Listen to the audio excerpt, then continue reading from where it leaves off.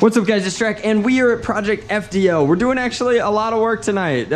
Orders are going out, memes are being made. These two yutzos are heat shrinking different things. So like, not to give you a full peek behind the curtain, but it's mod guide time. So here's the 4K mod guide for the Phantom Core Chronos. Now this will obviously apply to your Deadpool Chronos as well, but I figured that this would be an easier, less exclusive, more worldly acceptable, since this has gotten full distribution, example of a modification guide for the Chronos. So it comes with 5 rounds, and it is completely stock. 2 flags, 5 rounds, no nonsense. Let's get this out of the way, not impact these a bit.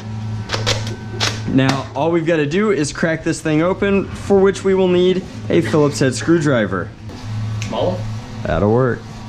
So for a pistol, this actually has plenty of screws in it, which is nice. It holds the relatively compact form factor together nicely. It's a very sturdy, well-built blaster, but it takes a second to get all the screws out. The only ones you have to pay attention to as being unique are the flush ones on the slide that lock into the bolt. Okay guys, so once you crack this open, it tries to explode on you, exactly like that. However, we can tell that this is the catch mechanism here. You can see that it's kind of contained inside this. These 2 plates came off the back end, and then this appears to be a priming indicator of sorts, and then this also flew out, and I'm not 100% positive what that is. Now this down here is a lock. This is the only prime once lock, so it slips as you push back, and then it locks it forward. Now you can kind of get our first look at the magazine here. Now the internal magazine is in fact this little tube here, and it holds exactly 1, 2, 3, 4, 5 rival rounds. That's pretty cool just to see. And then you can see that the barrel itself is relatively small and not a super functional barrel. Now for my modification, I'm actually going to remove the jam door in its entirety for faster loading. I've seen other people try and make that loading process faster by attaching things to it. It's a whole lot easier to just omit it completely. So we're going to be removing that. Since we've removed that, we no longer need this piece, which is of course the retention piece for that door. So neither of these are necessary anymore, and we can honestly kind of carve some of this away to make a smoother shell type. Now, the safety in and of itself is also just completely irrelevant to me. So we can get rid of the safety on that side, and we can remove it entirely from this side of the shell. Just like a Mark 25, we don't need a safety. We will be our own safety. So let's go ahead and remove that, and now we no longer have a safety mechanism. So just like Sauron, this is going to have kind of a hole going through it, but I, again, am just not worried about that. Now, the only other thing, since the safety is on one side, that we're going to do is we are going to replace this spring. We're going to find out if the Chronos can handle a K26, and I have high hopes that with this spring being as powerful as it is already, a K26 will be a slight bump in performance, but nothing over the top. As far as the air restrictor goes, I'm actually not worried about the air restrictor because it's a pretty normal rival style system, and it does an excellent job of delivering air to that round. So let's go ahead, locate a K26, find out the correct length, tease it in there, and see if the catch won't hold. Alrighty guys, so here is our stock length spring, and then here is our K26 that we've just cut out. So the K26 in and of itself is almost exactly the same OD/ID as the Kronos spring, which is just wild. So I took it and I made it about 2 coils shorter than it needs to be because it is that much thicker. So let's go ahead and nest that in there, and this in here. And I went and I crimped these just a little bit. Now, there's an entire elaborate amount of like priming indicator that goes up top like this, layered between these guys, etc. and so forth. And I'm not gonna fool with that quite yet, because right now we're just trying to find out if this will catch in its minimized form before we do anything further. So in order to do that, we need to seat this stop up in here. Y'all gonna make me lose my mind, and it won't do that unless this is perfectly aligned. So realistically, you need to, there we go, there we are.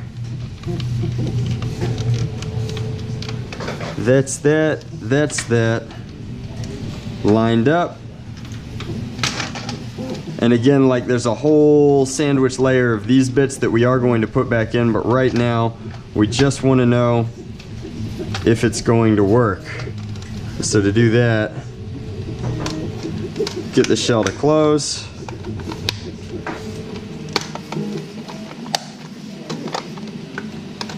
And it doesn't want to do that at all.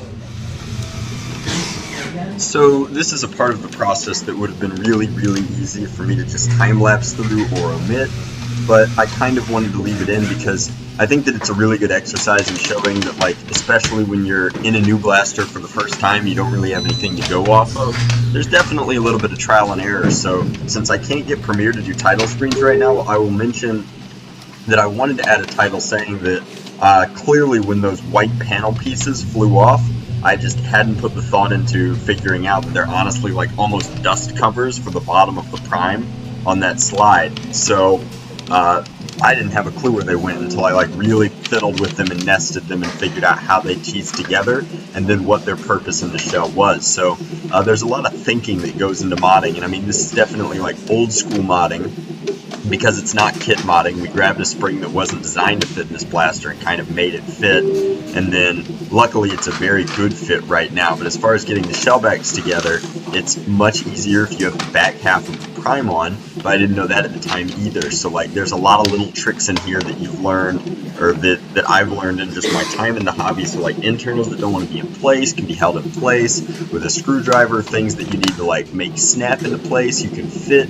by kind of pinching and pushing the ABS so that things that need slots fit into their slots.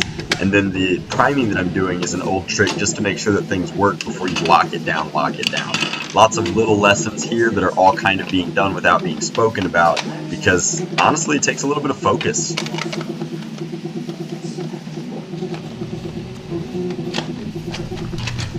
Whew! That is a lot more power, friends. Alright, so it's not actually screwed in, which means that we're gonna have to come down here and really hold it together. If it was locked down, this would be a lot easier. Oh boy! Can it take a K26? Yes, it can. Alright, so let's go ahead and load.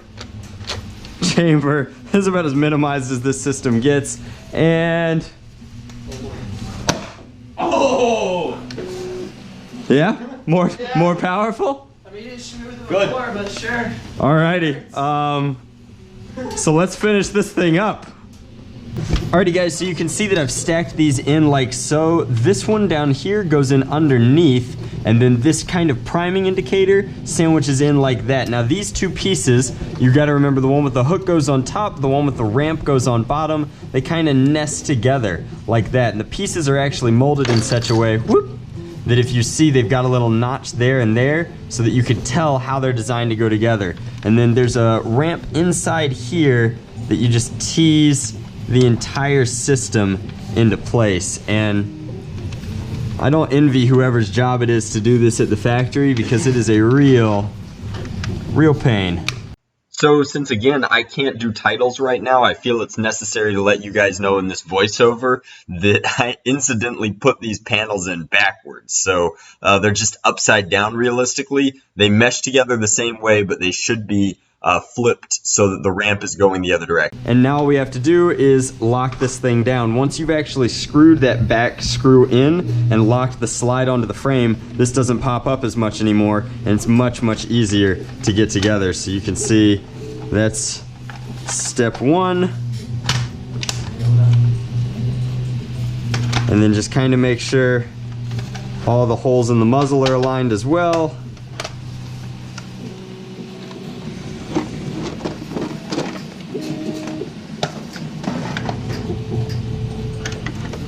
Fold that into the shell, bing bang boom, K26 Kronos. Let's go! Alrighty guys, so this is my finished K26 rival Kronos. It still only holds 5 rounds, but now you can see that in addition to all of the internal work that I've done, I've also gone ahead and completely removed that area up at the top that originally held the flap, which means that now there's just no barrier. As long as it's primed, you can load. That also means that it would be easier to pinch your finger in there with none of the accessories or or the locks. In fact, with no safety and no locks, if I pulled the trigger right now, this would slam forward with all of the might and fury of a K26. Anyway, it's now getting some serious performance. This is much higher power than it was getting out of the package. I'm very happy about that. You can see that it's actually quite the prime.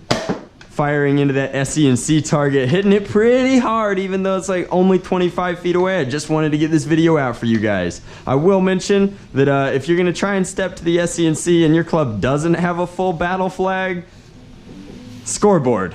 Anyhow, let's fire this one more time, and then I'm gonna show you my favorite trick. So this is neat. If you prime back and prime forward and then hit this D, this kind of lock for the slide, like without doing it, the slide is locked. That's honestly not a bad thing, so that you can holster it as is. But if you pull this back, whee, like so, you can see that this primes one more time. These panels in the back, by the way, are exclusively so that this area stays covered while you're priming. There was a lot of, I guess, thought that went into that. So prime it forward one more time. You can see that's the round I chambered before. I haven't fired it. I'm chambering the 5th round on top of that.